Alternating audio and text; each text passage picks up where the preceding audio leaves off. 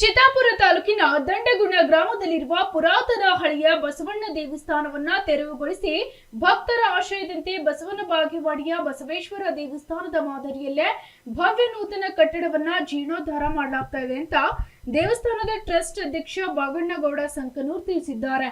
ಗ್ರಾಮದ ದೇವಸ್ಥಾನದ ಸಭಾಂಗಣದಲ್ಲಿ ಹಮ್ಮಿಕೊಳ್ಳಲಾಗಿದ್ದ ಸುದ್ದಿಗೋಷ್ಠಿಯಲ್ಲಿ ಅವರು ಮಾತನಾಡಿದ ವಾಸ್ತುಶಿಲ್ಪಿ ಬಸವರಾಜ್ ಖಂಡೇರಾವ್ ಅವರು ತಯಾರಿಸಿದ 10 ಕೋಟಿ ರೂಪಾಯಿ ವೆಚ್ಚದ ನೀಲಿ ನಕ್ಷೆಯಂತೆ ಕಾಮಗಾರಿ ನಡೀತಾ ಇದೆ. ಕಳೆದ 2 ವರ್ಷಗಳಿಂದ ಭಕ್ತರ ಸ್ವಯಂ ಪ್ರೇರಿತ ದೇಣಿಗೆಯಿಂದಲೇ ಕೆಲಸ ಸಾಗಿದ್ದು ಇದುವರೆಗೂ ಸರ್ಕಾರದಿಂದ ಯಾವುದೇ ಅನುದಾನ ಪಡೆದಿಲ್ಲ. ಸುಮಾರು 4 ಕೋಟಿ ರೂಪಾಯಿ ವೆಚ್ಚದಲ್ಲಿ ಈಗಾಗಲೇ 30% ಕಾಮಗಾರಿ ಪೂರ್ಣಗೊಂಡಿದೆ. ಬಾಕಿ ಉಳಿದ ಕೆಲಸಗಳಿಗೆ ಹಣದ ಹೊಂದಾಣಿಕೆ ಮಾಡಲು ಟ್ರಸ್ಟ್ ಹಾಗೂ ಗ್ರಾಮಸ್ಥರು ತಂಡಗಳಾಗಿ ವಿವಿಧ ಗ್ರಾಮಗಳಿಗೆ ತೆರಳಿ ದೇಣಿಗೆ ಸಂಗ್ರಹಿಸಲು ಸಜ್ಜಾಗಿದ್ದೇವೆ ಅಂತ ತಿಳಿಸಿದ್ದಾರೆ.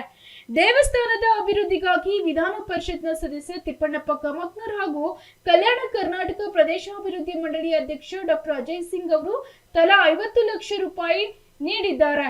ಇದಲ್ಲದೆ 9 ಜನ ಭಕ್ತ ಯಾತ್ರಾರ್ಥಿಗಳು ಅನುಕೂಲಕ್ಕಾಗಿ ಸ್ವಂತ ಖರ್ಚಲ್ಲಿ 9 ಕೊಠಡಿಗಳನ್ನ ನಿರ್ಮಿಸಿಕೊಟ್ಟಿದ್ದಾರೆ ಅಂತ ಮಾಹಿತಿ ನೀಡಿದ್ದಾರೆ. ಟ್ರಸ್ಟ್ ಕಾರ್ಯದರ್ಶಿ ಚಂದ್ರಶೇಖರ್ ಅವಂಟಿ ಮಾತನಾಡಿ, ಜೀರ್ಣೋದ್ಧಾರ ಕಾರ್ಯಕ್ಕೆ ಕೆಲವರು ಅಡೆತಡೆ ಒಡ್ಡಲು ಪ್ರಯತ್ನಿಸಿದ್ದಾರೆ. ಆದ್ರೆ ಭಕ್ತರು ಅವರ ಕುತಂತ್ರಕ್ಕೆ ಮಣಿಯದೆ ಬೆಂಬಲ ನೀಡಿರೋದ್ರಿಂದ ದೇವಸ್ಥಾನ ಚಿತ್ರಣವನ್ನೇ ಬದಲಾಯಿಸಲು ಸಾಧ್ಯವಾಗ್ತಿದೆ ಅಂತ ಹೇಳಿದ್ದಾರೆ. ಟ್ರಸ್ಟ್ ಹಿರಿಯ ಸದಸ್ಯ ಭೀಮಣ್ಣ ಸಾಲಿ ಮಾತನಾಡಿ, ದೇವಸ್ಥಾನಕ್ಕೆ ಭಕ್ತರು 80 ಕೆಜಿ ಬೆಳ್ಳಿಯ ಪಲ್ಲಕ್ಕಿ ಕಾಣಿಕೆಯಾಗಿ ನೀಡಿದ್ದಾರೆ. ಅಲ್ಲದೆ 50 ತೊಲೆ ಬಂಗಾರದ ಕಿರೀಟವೂ ಇದೆ. ಭಕ್ತರು ನೀಡಿದ ಬೆಳ್ಳಿಯ ಸಣ್ಣ ಪುಟ್ಟ ವಸ್ತುಗಳನ್ನ ಕರಗಿಸಿ ಗರ್ಭಗುಡಿಯಲ್ಲಿ ಸುಂದರ ಕಮಾನು ನಿರ್ಮಿಸಲು ಚಿಂತಿಸಲಾಗ್ತಾ ಇದೆ. ದೇವಸ್ಥಾನಕ್ಕೆ ಭಕ್ತರು ಹರಕೆಯ ರೂಪದಲ್ಲಿ ಹೋರಿಗಳನ್ನ ನೀಡುವ ಸಂಪ್ರದಾಯವಿದೆ. ಆದ್ರೆ ಅವುಗಳ ನಿರ್ವಹಣೆ ಕಷ್ಟವಾಗ್ತಿರೋದ್ರಿಂದ ಮುಂದಿನ ದಿನಗಳಲ್ಲಿ ಭಕ್ತರು ಹೋರಿಗಳ ಬದಲಿಗೆ ಹಣವನ್ನ ದೇಣಿಗೆಯಾಗಿ ನೀಡಬೇಕು. ಈಗಿರುವ ಹೋರಿಗಳನ್ನ ರಶೀದಿ ಮೂಲಕ ಪಡೆದು ಭಕ್ತರು ಹರಕೆ ತೀರಿಸಿಕೊಳ್ಳಬಹುದು ಅಂತ ಮನವಿ ಮಾಡಿದ್ದಾರೆ. ಸುದ್ದಿಗೋಷ್ಠಿಯಲ್ಲಿ ದೇವಸ್ಥಾನ ಟ್ರಸ್ಟ್ ನ ಪ್ರಮುಖರಾದ ಮಹಾನ್ ಗೌಡ ಪಾಟೀಲ್, ರಾಜಶೇಖರ್ ಗೌಡ ಉಪಸ್ಥಿತರಿದ್ದರು. ಯಾವುದೇ ಒಂದು ಕೆಲಸ ಒಳ್ಳೆ ಕೆಲಸ ಮಾಡಬೇಕಾಯಿತು ಅದಕ್ಕೆ ಸಾಕಷ್ಟು ತೊಂದರೆಗಳು ಬರ್ತದೆ. ಅದ್ರ ಬಗ್ಗೆ ಇದಕ್ಕೆಲ್ಲ ಸಹಾಯ ಸಹಕಾರ ಮಾಡಬೇಕಾಗಿತ್ತು ಅಂದ್ರೆ ಇಲ್ಲಿರ್ತಕ್ಕಂಥ ಭಕ್ತರನ್ನು ಸಹಾಯದ ನಮ್ಮ ದಂಡಗುಣ ಗ್ರಾಮದ ಸರ್ವ ಸದಸ್ಯರ ಸರ್ವ ಮುಖಂಡರ ಯುವಕರಿರ್ಬೋದು, ಹಿರಿಯರಿರ್ಬೋದು, ತಾಯಿಯರಿರ್ಬೋದು, ಅವರೆಲ್ಲರ ಆಶೀರ್ವಾದದಿಂದಲೇ ಇವತ್ತು ತುದಿ ಕಟ್ಟಲಿಕ್ಕೆ ಸಾಧ್ಯ ಆಗಿದೆ. ಇದು ಕಾರಣ ಏನಂದರೆ ಅವ್ರು ಹೇಳಿದ್ರೆ ನಮ್ಮ ಬಾಗಣ್ಣಗೌಡರು ಅಧ್ಯಕ್ಷರು ಸ್ವಾಮಿಗಳು ಸಾಕಷ್ಟು ಕಟ್ಟಿದ್ರು. ಆದ್ರೆ ನಮಗೆ ನಮ್ಮ ಯಾಕೆ ಕೇಸ್ ಅವರು ಗೌಡ್ರ ಮೇಲೆ ಕೇಸ್ ಅವರು ಕೆಲವು ಮೇಲೆ ಕೇಸ್ ಅವರು ಇಂಥ ಕೇಸ್ಗಳು ಭಾಳ ಆಗ್ಯಾರ. ಕಳೆದ ಹಾಕ್ಯಾರ ನಮಗೆ. ಅದ್ರ ಬಗ್ಗೆ ಏನೇನು ನಾವು ಅಂಜಿಲ್ಲ. ಅದು ಹಿಂದೆ ನಮ್ಮಿಂದ ಬಸವಣ್ಣಪ್ಪ ಅದೇನು ಸ್ವಾಮಿಗಳು ಮಾಡಿದ್ದಾರೆ ನಾವು ಯಾವ ಎಣ್ಣೆ ಕಳಿಸಿದ್ರೆ ಅದ್ರ ಬಗ್ಗೆ ಏನೋ ನಾವು ಮಾತಾಡೋದು. ಅವ್ರು ಅಲ್ಲಿ ಹೋಗ್ತಾರೆ, ಇಲ್ಲಿ ಹೋಗ್ತಾರೆ, ಡಿ.ಸಿ ಹೋಗ್ತಾರೆ, ಕಮಿಷನರ್ ಬೆಲ್ಲಿ ಹೋಗ್ತಾರೆ. ಅದು ಎಂಡಮೆಂಟ್ ತೊಗೊಳ್ಳಿ ಅನ್ನೋದು ನಿಮಗೇನು ಬರುತ್ತದ ತೊಗೊಂಡಿದ್ದ ಅದು ತೊಗೊಂಡಿದ್ದ ಅದೆಲ್ಲ ವಿಶೇಷವಾಗಿ ಈಗ ನಮ್ಗೆ ಅವ್ರು ಯಾರು ನಾವು ದಂಡಗುಣದವರು ಭಕ್ತರು ಇರ್ಬೋದು, ನಾವಿರ್ಬೋದು, ಟ್ರಸ್ಟ್ನಾಗ ಇರ್ಬೋದು, ಯಾರಿಗೂ ಓಡಿಸಿ ಕಳಿಸಲ್ಲ, ಬಸವಣ್ಣಪ್ಪನೇ ಓಡಿಸಿ ಕಳಿಸಲ್ಲ. ಇದು ನಿಜವಾಗಿರ್ತಕ್ಕಂಥ ನಾವು ಇಲ್ಲಿರ್ತಕ್ಕಂಥ ಪತ್ರಿಕದ ಮಾಧ್ಯಮ ನಾವು ವಿಶೇಷ ಹೇಳ್ತಕ್ಕಂಥದ್ದು ಯಾವುದೇ ಅಭಿವೃದ್ಧಿ ಕೆಲಸಗಳು ಮಾಡ್ಬೇಕಾಯ್ತಾರೆ ಇಲ್ಲ ನಮ್ಮ ಅಧ್ಯಕ್ಷರು ಹೇಳಿದ ಪ್ರಕಾರ ನಾವು ಇಲ್ಲಿ ತನಕ ಯಾವುದೇ ಗ್ರಾಮಕ್ಕೆ ಹೋಗಿ ನಾವು ದೇಣಿಗೆನೂ ಕೇಳಿಲ್ಲ. ಸ್ವಯಂ ಪ್ರೇರಿತವಾಗಿ ಬಂದು ಕೊಟ್ಟಿರ್ತಕ್ಕಂಥ ದುಡ್ಡಿನಿಂದಲೇ ಇಲ್ಲಿ ತನಕ 3-3.5 ಕೋಟಿ ರೂಪಾಯಿ ಅಂತ 4 ಕೋಟಿ ತನಕ ಆಗಿರ್ಬೋದು. ಅದನ್ನು ಸಹ ಖರ್ಚು ಮಾಡಿರ್ತಕ್ಕಂಥದ್ದು ಏನಾದ್ರೆ ಟ್ರಸ್ಟಿನ ವತಿಯಿಂದ ನಮ್ಮ ದಂಡಗುಣ ಗ್ರಾಮದ ಭಕ್ತರ ವತಿಯಿಂದ ಮಾಡಿರ್ತಕ್ಕಂಥದ್ದು ಸಹ ನೆನಪಿಸಬೇಕಾಗ್ತದೆ. ಇದು ಭಾಳ ವಿಶೇಷವಾಗಿರ್ತಕ್ಕಂಥದ್ದು. ನಿಮಗೆ ಪತ್ರಕರ್ತ ಮಾಧ್ಯಮ ಯಾಕೆ ಹೇಳ್ತದಂದ್ರೆ ಇದು ಈ ರೀತಿ ಕಟ್ಟಡ ಆಗಿದೆ, ಕಲ್ಲಿನ ಕಟ್ಟಡ ಆಗಿದೆ, ಒಂದು ಒಳ್ಳೆ ಸುಸಜ್ಜಿತವಾಗಿ ಕಟ್ಟಡ. ಈ ಕಟ್ಟಡ ಇನ್ನೂ ಮುಂದುವರಿಬೇಕಾದ್ರೆ ಭಕ್ತಾದಿಗಳು ಸಹ ಇವತ್ತು ಇನ್ನಾದ್ರೂ 50,000 ಕೊಡ್ತಾರೆ, ಲಾಕ್ ಕೊಡ್ತಾರೆ, ತಂತನೂ ಕೊಡ್ತಾರೆ. ಆದ್ರೆ ನಾವು ವೈಯಕ್ತಿಕವಾಗಿ ಹೋಗ್ತಕ್ಕಂಥದ್ದು ಏನಾದ್ರೆ ಆದಷ್ಟು ಮುಂದಿನ ಜಾತ್ರೆ ಬರ್ತಾ ಇದೆ, ಗುಡಿ ಓಪನಿಂಗ್ ಮಾಡ್ಬೇಕಂಬುದು ಉದ್ದೇಶ ಎಲ್ಲರದ್ದು. ನಾವು ಅದನ್ನು ಮಾಡಬೇಕಾದ್ರೆ ಪ್ರತಿಯೊಂದು ಗ್ರಾಮಕ್ಕೆ ಹೋಗಿ ಭಕ್ತರು ಸಾಕಂತಾರೆ. ಭಕ್ತರಿಂದಲೇ ನಾವು ಏನಾದ್ರೂ ಅವ್ರು ಹೇಳಿದ ಅಧ್ಯಕ್ಷರು ಹೇಳಿದ ಪ್ರಕಾರ ನಾವು ಇನ್ನೂ ಸರ್ಕಾರದಿಂದ ಯಾವುದೇ ಗುಡಿ ಕಟ್ಟಲು ನಾವು ದುಡ್ಡು ತಗೊಂಡಿಲ್ಲ. ಇದೆಲ್ಲ ಅದಕ್ಕಾಗಿ ಇವತ್ತು ಏನಂದ್ರೆ ವಿಶೇಷವಾಗಿ ಅದನ್ನು ಸಹ ಇವತ್ತು ಭಕ್ತಾದಿಗಳಿಂದ ಆಗಿರ್ತಕ್ಕಂಥ ಏನಾದರೂ ಗುಡಿ ಕಟ್ಟಡ ಆಗ್ಬೇಕಾಯ್ತಾರೆ ಭಕ್ತರದಲ್ಲೇ ಕಟ್ಟಬೇಕನ್ನೋದು ನಮ್ಮ ಉದ್ದೇಶ. ಸರ್ಕಾರದ ವತಿಯಿಂದ ಏನಾದರೂ ಬಂದರೆ ಕಳ್ಳನ ಮಂಟಪ ಇರ್ಬೋದು, ಅಂಗಡಿಗಳು ಇರ್ಬೋದು ಅಂತ ತೆಗೆದುಕೊಂಡು ಹೋಗ್ತಕ್ಕಂಥದ್ದು ಮಾಡ್ತಕ್ಕಂಥ ಉದ್ದೇಶ ಅದ. ಆದರೆ ಇವತ್ತು ವಿಶೇಷವಾಗಿ ಪತ್ರಿಕಾ ಮಾಧ್ಯಮ ನಾವು ಹೇಳಬೇಕು ಅಂದ್ರೆ ಒಂದು ಮುಖ್ಯವಾದ ವಿಷಯ ಭಾಳ ಇದು. ತಾವು ಪತ್ರಿಕೆಯಿಂದ ತಮ್ಮ ಮಾಧ್ಯಮದಿಂದ ವರದಿ ಕೊಡ್ತಕ್ಕಂಥ ಭಾಳ ಪ್ರಾಮುಖ್ಯ. ಇಲ್ಲಿ ಪ್ರತಿಯೊಬ್ಬ ಭಕ್ತರು ಹಿಂದಿನ ಪುರಾತನ ಕಾಲದಿಂದ ವಂಶ ಪರಂಪರೆಯಿಂದ ಗೂಳಿಗಳು ಬಿಡ್ತಕ್ಕಂಥದ್ದು ವ್ಯವಸ್ಥೆ ಇದೆ. ಗೂಳಿಗಳು ಸಣ್ಣ ಸಣ್ಣ ಕರುಗಳು, ನಾವು ವರ್ಷ ಇರ್ಬೋದು 2 ವರ್ಷ ಸಣ್ಣ ಸಣ್ಣ ಕರುಗಳು ತಂದು ಆ ಕರುಗಳಿಗೆ ಯಾರಾದರೂ ಯಾರು ಒಕ್ಕಲಿಗರನ್ನ ಯಾರು ತಗೋಲ್ಲ. ಮತ್ತು ಇಲ್ಲಿ ಮಾಡ್ತಕ್ಕಂಥ ಇಲ್ಲಿ ನಾವೇನಾದ ಯಾರ ಕೊಟ್ಟರೆ ಏನಾದ್ರೂ ನಾವು ಮಾರ್ಕೆಟ್ಗೆ ಹೋದ್ರೆ ಅಲ್ಲಿ ಯಾರಾದ್ರೆ ಪಟುಕಲೆ ತಗೊಂತ ವ್ಯವಸ್ಥೆ ಆಗ್ತದೆ. ದಯಮಾಡಿ ಅದನ್ನು ಹೋಗಲಾಡಿಸಿ ನಾವು ಒಂದು ಕರುವಿಗೆ ಇವು ಗೂಳಿ ತಂದು ಬಿಡ್ತಾರೆ, ಬಿಡೋದು ಹೋದರೆ ಅವರು ಒಂದಿಷ್ಟು ಅಮೌಂಟ್ ಅಂತೇಳಿ ನಾವು ಫಿಕ್ಸ್ ಮಾಡ್ತೀವಿ ಟ್ರಸ್ಟ್ನೇ, ಒಂದು ಗೂಳಿಗೆ ಇಟ್ಟು ಕೊಡ್ಬೇಕಂಬುದು. ಅದೇ ದುಡ್ಡು ಕೊಟ್ಟು ಇಲ್ಲೊಂದು ಇರ್ತಕ್ಕಂಥ ಕೂರಿಗಳೇ ಅದು ಮೆರವಣಿಗೆ ಮಾಡ್ಕೊಂತ ಹೋಗಿ ತಾವು ಇಚ್ಛಾಶಕ್ತಿ ತೀರ್ಸಬೇಕಂಬ. ಯಾಕಂದ್ರೆ ಭಕ್ತಿ ಭಾಳ ಮುಖ್ಯ. ಏನಾದರೂ ಅದಕ್ಕೆ ನಾವು ಅದು ಗೂಳಿ ಎಲ್ಲಿಂದ ತಗೊಂಡೋದ್ರೆ ಯಾಕಂದ್ರೆ ಅದು ನಮ್ಗೆ ಮನಸ್ಸು ಒಪ್ಪೋದಿಲ್ಲ. ಇವಾಗ ಯಾವುದೇ ಇವತ್ತು ಸಣ್ಣ ಅದನ್ನ ಒಂದು ದೊಡ್ಡ ಶಾಪ್ ಇದ್ದಾನೆ. ಈಗ ಅದನ್ನ ಇದು ನಾವು ಮಾರ್ಕೆಟ್ ಕಳಿಸ್ತೀವಿ, ಯಾಕೆ ಅದನ್ನು ಮಾರ್ಕೆಟ್ಗೆ ಹೋದ್ರೆ ಬಂದು ಅವರು ಚೌಧರಿಗಳು ಕೊಳೆಯೇ ತಗೊಂತಾರೆ.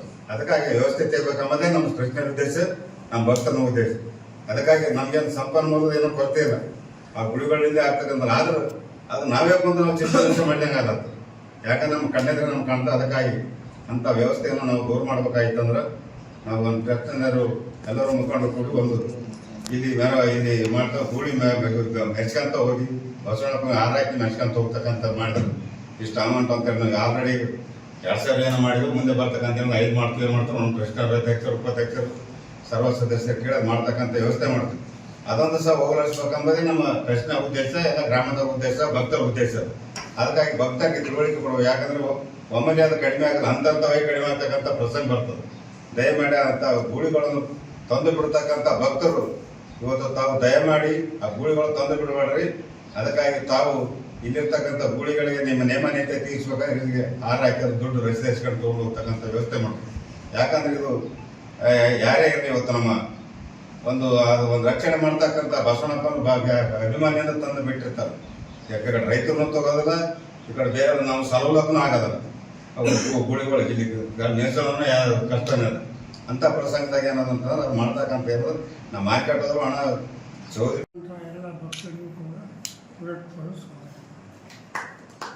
ಇವತ್ತು ಮೊದಲನೇದಾಗಿ ಈಗ ಏನಾಗ್ತಾ ಇದೆ ಅಂದರೆ, ಈಗಾಗಲೇ ವಕೀಲ್ ಸಾಹೇಬರು ಹೇಳಿದರು, ನಮ್ಮ ದೇವಸ್ಥಾನದ ಟ್ರಸ್ಟಿನ ಬಗ್ಗೆ ಭಾಳಷ್ಟು ಕೆಟ್ಟ ಅಭಿಪ್ರಾಯ ಮಾಡಿದರು ನಮ್ಮ ಸ್ವಾಮಿಗಳು. ಅವ್ರಿಗೆ ಹೇಳಿದೆವು, ಭೀಮಣ್ಣ ಸಾಹೇಬರು ನಾವು ಕಲಿತು ಗುರುಗಳೇ ಅದು ಕ್ರಾಸ್ ಆಗಿದೆ, ಸ್ವಲ್ಪ ಸೀದಾ ಮಾಡಿ ನಾವು ಗುಡಿ ಕಟ್ತೀವಿ, ಅದಕ್ಕೆ ನೀವು ಸಹಕಾರ ಮಾಡಿರಿ ಅಂತ ಹೇಳಿದ್ವಿ.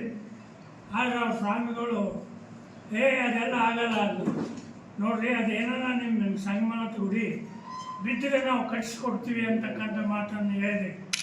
ಅವ್ರು ಏನು ಹೇಳಿದ್ರು, ಗೌಡ ನಿನ್ನ ಮನೆ ಕಟ್ಟೋಕ್ಕಾಗಲ್ಲ, ಈ ಗುಡಿ ಏನು ಕಟ್ತೆ ಅಂತ ನಾವು ಸ್ವಾಮಿ ಏನು ಅಂದಿದೆ ಇನ್ನು ಮುಂದೆ ನಿನ್ನ ಭಕ್ತಿ ನಿನ್ನ ಸಂಗಟ ಹೋಗ್ತದ ಅಂತ ಹೇಳಿದ ತಕ್ಷಣ ಎಲ್ಲ ಊರು ಗ್ರಾಮರು ಸಂತ ಬಂದು ಗುಡಿ ತೆರವಿಬಿಟ್ಟು. ಅವಾಗ ನಾವೇನು ಮಾಡೋಕ್ಕಾಗಲಿಲ್ಲ. ಭಕ್ತರ ಏನಪ್ಪ ನೀವು ಏನು ಬರೋದು ಬರ್ರಿ, ನಾವು ಕೆಡುತ್ತೀವಿ, ಅವ್ರು ಏನು ಮಾಡೋದು ಮಾಡಲಿ ಅಂದು ಇವತ್ತಿನ ದಿವಸ ಈ ಒಂದು ಬಸವನ ದೇವಸ್ಥಾನ ಬಹಳ ವಿಜೃಂಭಣೆಯಿಂದ ಆಗಿದೆ. ಯಾಕಂದರೆ ನಾವು ಕಲ್ಪನಾ ಸಹ ಇದ್ದಿದ್ದಿಲ್ಲ ಇಷ್ಟು ವಾತಾವರಣದಾಗ ಆಗ್ತದೆ. ಈಗಾಗಲೇ ಅದು ಕನಿಷ್ಠ 9-10 ಕೋಟಿ ರೂಪಾಯಿ ನಮಗೆ ಖರ್ಚಾಗಬೇಕಾಗ್ತದೆ.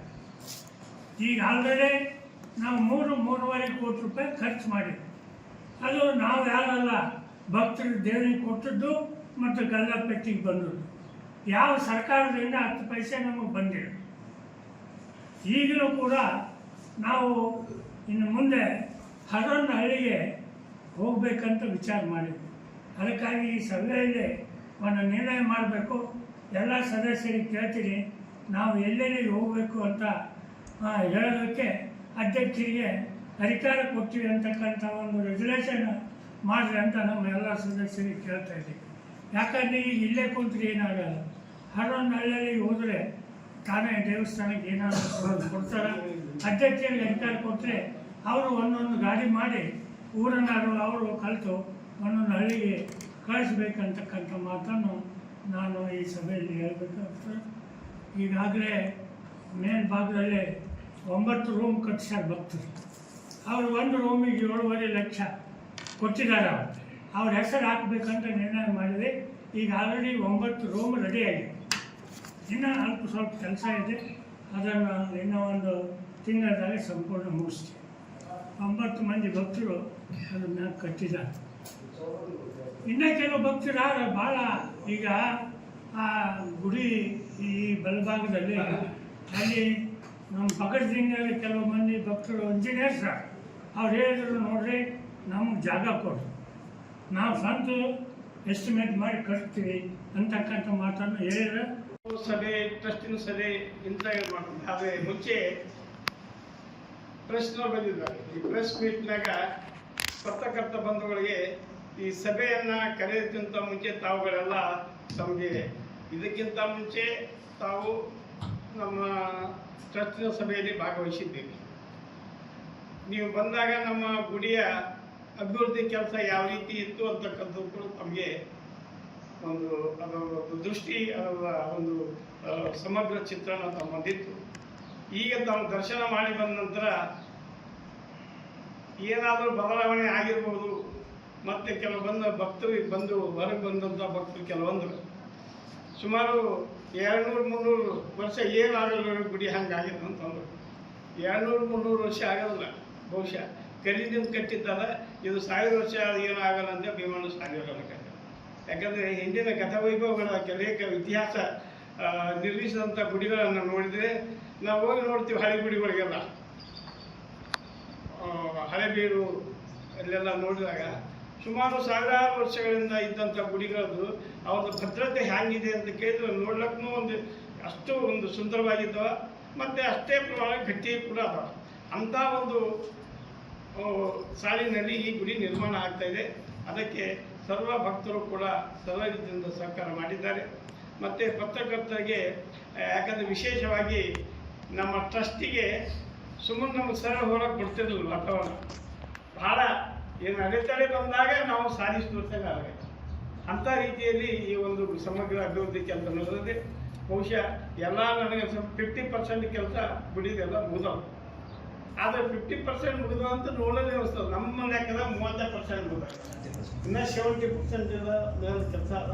ಆ ಕೆಲಸ ಕೂಡ ನಾವೆಲ್ಲ ಟ್ರಸ್ಟಿನ ಎಲ್ಲ ಸರ್ವ ಸದಸ್ಯರು ಆಸಕ್ತಿ ವಹಿಸಿ ಮುಂದಿನಿಂದ ಈ ಎಲ್ಲಿ ಕೂಡ ನಾವು ಕೈ ಬಿಚ್ಚಿ ಚೆಂದ ಕೇಳಕ್ಕೆ ಯಾವ ಊರಿಗೆ ಹೋಗಿಲ್ಲ. ಸ್ವಯಂ ಪ್ರೇರಣೆಯಿಂದ ನಮ್ಮ ಗುಂಡಿಪೆಟ್ಟಿಗೆಯಲ್ಲಿ ಬಂದಂಥದ್ದು ಮತ್ತು ಏನಾದರೂ ಬಂದು ನಮ್ಮ ಟ್ರಸ್ಟಿನಲ್ಲಿ ಕಾರ್ಯಾಲಯದಲ್ಲಿ ಬರೆಸೋದಂಥ ಹಣ ಮತ್ತು ನಮ್ಮ ಅಧ್ಯಕ್ಷರು ಅವ್ರಿಗೆ ಬೇಕಾದರೂ ಕೆಲವು ಕರೆಸಿ ಕೂಡ ಹಣ ಖರ್ಚು ಮಾಡಿದ್ದಾರೆ, ಹಣ ಶೇಖರಣೆ ಮಾಡಿ. ಆ ಹಣದಿಂದ ಇವತ್ತು ಇಷ್ಟು ನಾವು ಅಭಿವೃದ್ಧಿ ಸಾಧ್ಯ ಆಗಿದೆ. ಈಗ ಮುಂದಿನ ದಿನಗಳಲ್ಲಿ ನಮಗೆ ಏನಂದರೆ ಒಂದು ಭರವಸೆಯ ಒಂದು ಚಿತ್ರ ಮೂಡಿದೆ.